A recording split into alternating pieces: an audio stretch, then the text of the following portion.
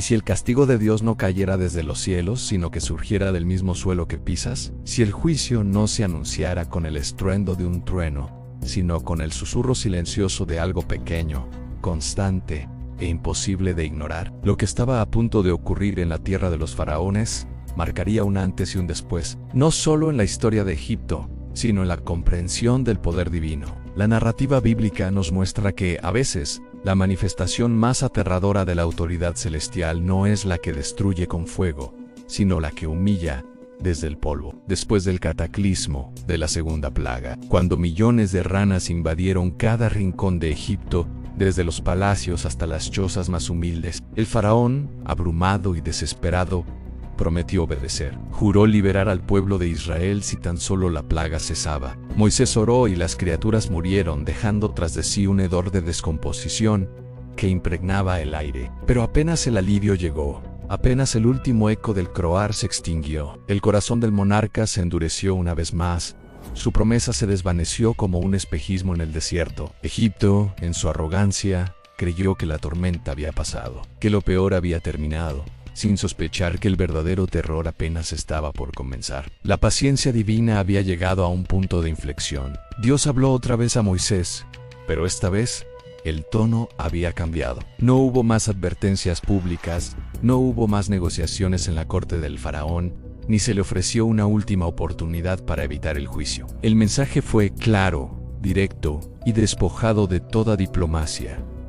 La hora de la misericordia había sido reemplazada por la hora de la ejecución. El faraón ya había recibido suficientes señales, había presenciado milagros que desafiaban la lógica y la naturaleza. Su negativa a ceder no era fruto de la ignorancia, sino de una obstinación deliberada. Ahora el castigo vendría sin previo aviso, como un ladrón en la noche, repentino y ineludible. Moisés, como heraldo del poder supremo, extendió su autoridad a su hermano. Aarón, obedeciendo la orden divina, levantó su vara, aquel símbolo de poder que ya había transformado las aguas en sangre y convocado a las ranas, y con un gesto solemne, golpeó el polvo seco de la tierra. En ese instante, bajo el sol implacable de Egipto, algo imposible ocurrió. Ante los ojos atónitos de todos los presentes, el suelo mismo, la base sobre la que se erigía el imperio, comenzó a moverse, a retorcerse, a transformarse. El fundamento de su civilización se estaba volviendo en su contra. El polvo, fino y omnipresente,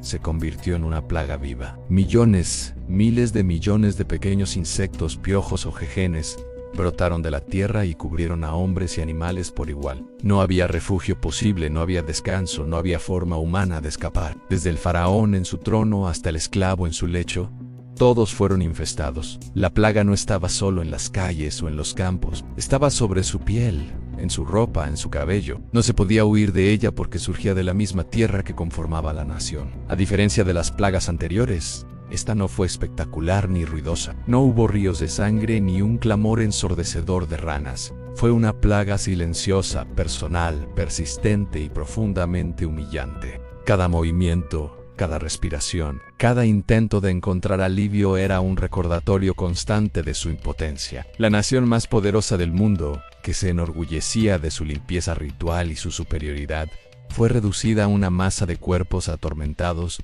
por una criatura insignificante. Egipto ya no tenía control sobre su propia tierra, ni siquiera sobre sus propios cuerpos. Desesperado, el faraón convocó a sus magos, los sabios y hechiceros que habían logrado replicar, aunque de forma limitada, las dos primeras plagas. Confiados en sus artes ocultas y en el poder de sus dioses, intentaron repetir el prodigio. Pronunciaron sus encantamientos secretos, realizaron sus rituales ancestrales y buscaron imitar el poder que habían presenciado. Pero esta vez, sus hechizos fueron inútiles. Sus palabras se perdieron en el aire. Sus rituales fracasaron estrepitosamente.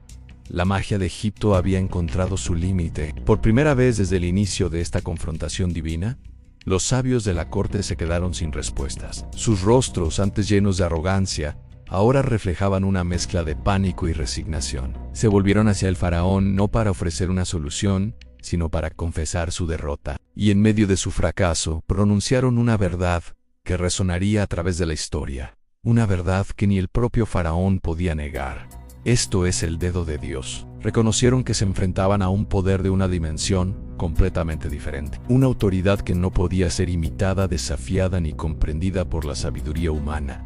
Esta plaga no fue un ataque al azar, fue un golpe quirúrgico y devastador dirigido directamente al orgullo teológico y cultural de Egipto. Los dioses egipcios que supuestamente protegían la pureza, la tierra y la vida, como Geb, el dios de la tierra, quedaron expuestos como ídolos impotentes y falsos. Los sacerdotes, cuya eficacia dependía de una rigurosa pureza ritual, se vieron cubiertos de piojos, incapacitados para presentarse en los templos y realizar sus ofrendas. La nación entera, que se veía a sí misma como el centro del orden cósmico, quedó sumida en la vergüenza y la impureza. El polvo, que en la cosmogonía egipcia era un símbolo de la vida y la fertilidad que emergía del limo del Nilo, se convirtió en una señal de juicio y contaminación. Con este acto, Dios demostró que incluso el elemento más básico y fundamental de la creación puede volverse contra aquellos que se levantan en rebeldía contra su voluntad soberana. No necesitaba ejércitos ni cataclismos, podía usar lo más pequeño e insignificante para humillar a lo más grande y poderoso.